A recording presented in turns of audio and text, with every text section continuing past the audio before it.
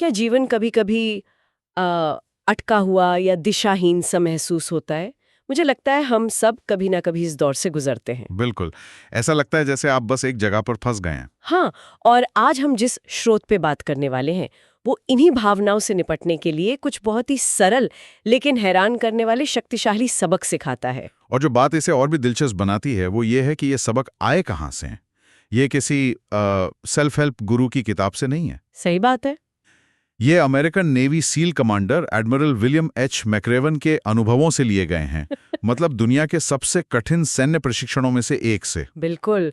और आज हमारा मिशन कोई सैन्य रणनीति समझना नहीं है, बल्कि ये देखना है कि कैसे उस चरम माहौल से निकले 10 सिद्धांत हम सभी के रोजमर्रा के जीवन में लागू हो सकते हैं। हाँ, हम इन 10 पाठों की गहराई में जाकर ये समझने की कोशिश करेंगे कि कैसे छोटी-छोटी आदतें बड़े बदलावों की नींव रखती हैं। यही तो इसकी खूबी है। अक्सर जब इंसानी सहन शक्ति को उसकी सीमाओं तक धकेला जाता है, तभी जीवन के सबसे बुनियादी और सार्वभौमिक सच सामने आते हैं। और इन सबकों की सादगी ही इनकी सबसे बड़ी ताकत है। तो चलिए इसी सादगी से शुरू करते हैं। स्रोत में 10 सबक दिए गए हैं और पहला सबक शायद सबसे ज्यादा जाना पहचाना है। सबक नंबर 1, अपने दिन की शुरुआत एक काम पूरा करके करें, अपना बिस्तर बनाएं। सुनने में बहुत मामूली लगता है ना? है ना? शायद बचकाना भी। हाँ, पहली बार में तो ऐसा ही लगता है। पर इसके पीछे का जो मनोविज्ञान है वो बहुत गहरा है। ये सिर्फ एक साफ सुथरे कमरे के बारे में नहीं है। जब आप सुबह उठकर अपना बिस्तर बनाते हैं तो आप दिन का पहला काम सफलतापूर्वक पूरा करते हैं। अच्छा।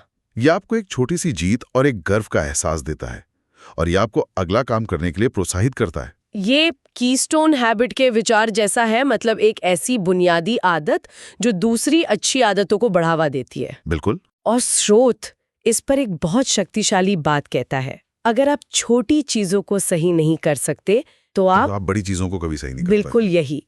ये इस बात का प्रतीक है कि अनुशासन की शुरुआत छोटी छोटी चीजों से होती है। और इसका एक और पहलू भी है जो मुझे बहुत दिलचस्प लगा कि मान लीजिए आपका दिन बहुत खराब जाता है, कुछ भी आपके हिसाब से नहीं होता। हाँ, होता है ऐसा अक्सर। तो जब आप रात को घर लौटते हैं तो आपको एक करीने से बना हुआ बिस्तर मिलता है जिसे आपने बनाया था। ये एक तरह का रिमाइंडर है कि कल एक नया दिन होगा और आप छोटी चीजों को तो नियंत्रित कर सकते ही हैं। सही बात है, भले ही बड़ी चीजें आपके नियंत्रण से बाहर हों। तो दिन की शुरुआत एक जीत और नियंत्रण की भावना से होती है, लेकिन स्रोत तुरंत ये भी साफ कर देता है कि ये यात्रा अकेले की नहीं है। नहीं है, बिल्कुल नहीं। और ये हमें दूसरे सबक पर लाता है। आपको जीवन में आगे बढ़ने के लिए किसी की मदद की जरूरत पड़ेगी। हाँ, और इसका उदाहरण भी बहुत अच्छा दिया गया है। सील प्रशिक्षण में एक नाव होती है जिसे कुछ प्रशिक्षणों को मिलकर चलाना होता है।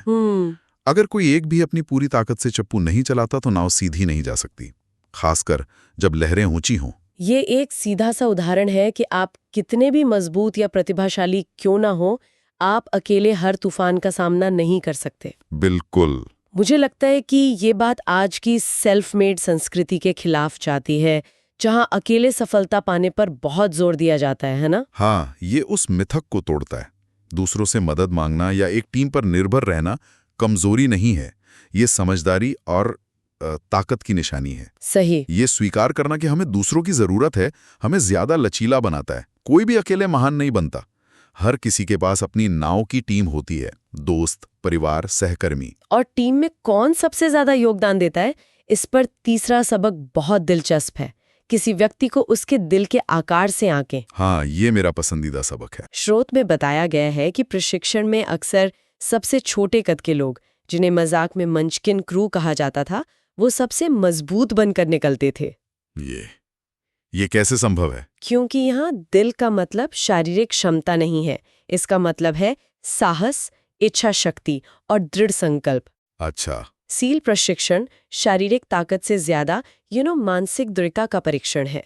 ये इस बात की परीक्षा है कि जब आपका शरीर जवाब दे चुका हो, तब भी क्या आपका दिमाग हार मानने से इनकार करता है? और ये दृढ़ संकल्प तो किसी के आकार पर निर्भर नहीं करता। बिल्कुल नहीं, ये आंतरिक शक्ति है और यही आखिर में मायने रखती है।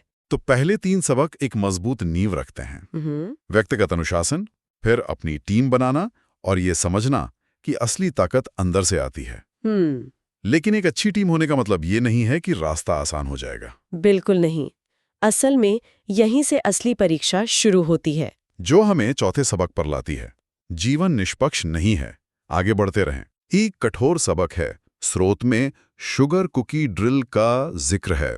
हाँ, वो क्या है? इसमें प्रशिक्षुओं को सब कुछ सही करने के बावजूद बिना किसी कारण के समुद्र के ठंडे पानी में गोता लगाने और फिर रेत में लौटने का आदेश दिया जाता है।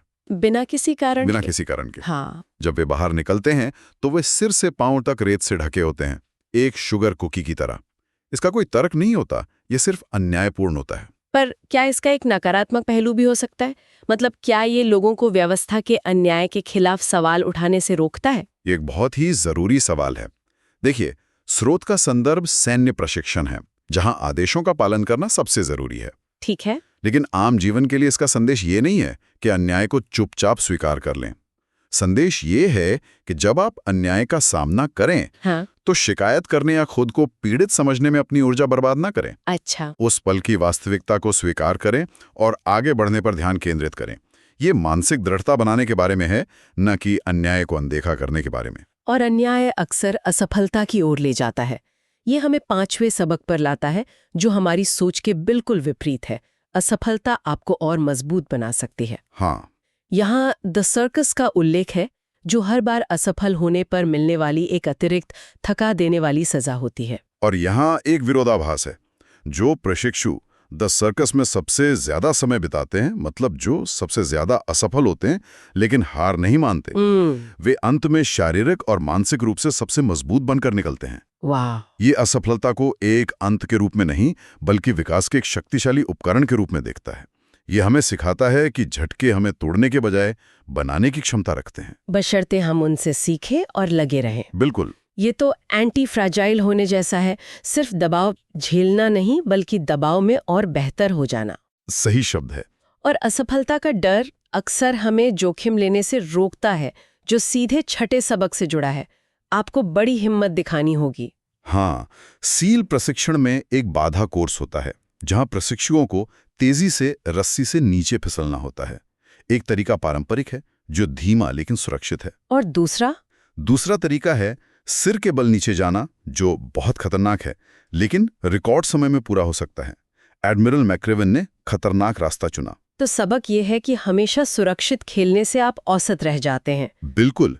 जीवन में कई बार आगे बढ़ने के लिए परिकल्पित जोखिम लेना जरूरी है। विकास हमेशा आराम क्षेत्र के बाहर होता है। और सबसे बड़े जोखिमों में से एक है अपने डर का सामना करना। हाँ। ये 7वें सबक का सार है। डराने धमकाने वालों का सामना करें।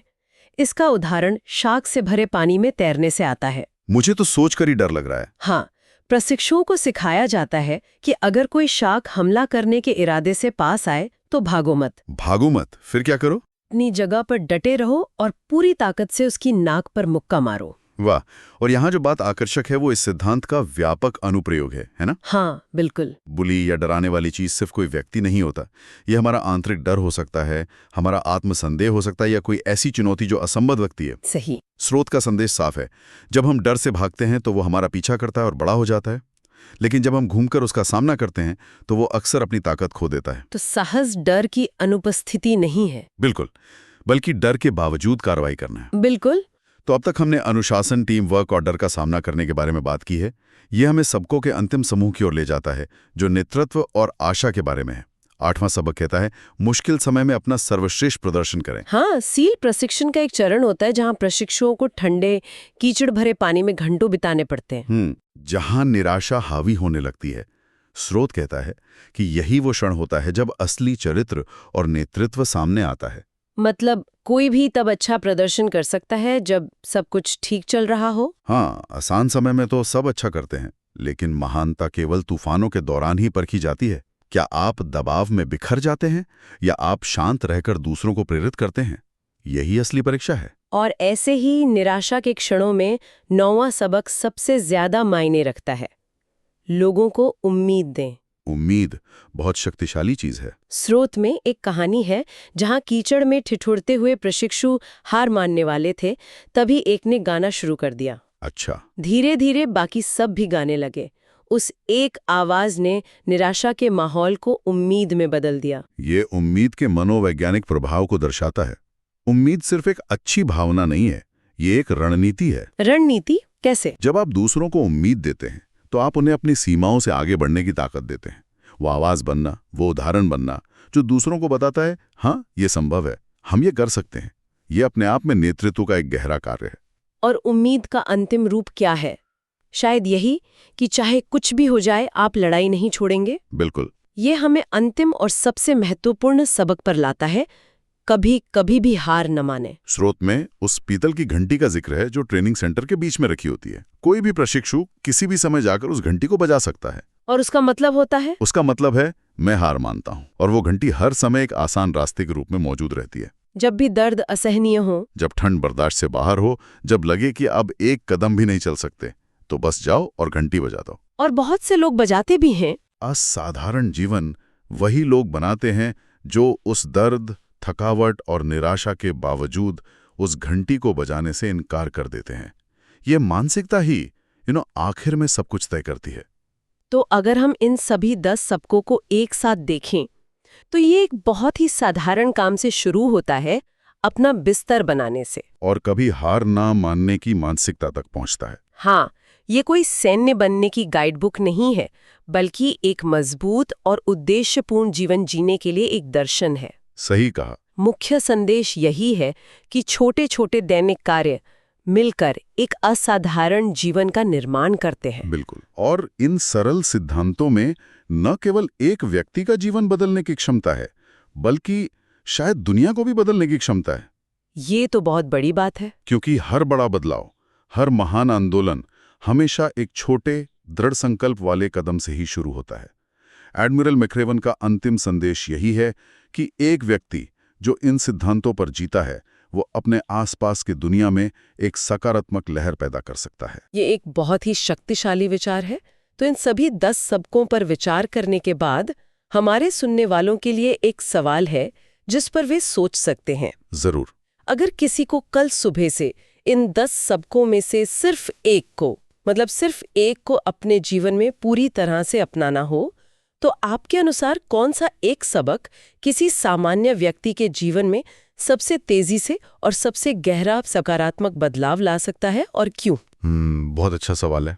इस पर विचार करना शायद इन सबकों को सिर्फ सुनने से आगे ले जाकर जीने की शुरुआत हो सकती है।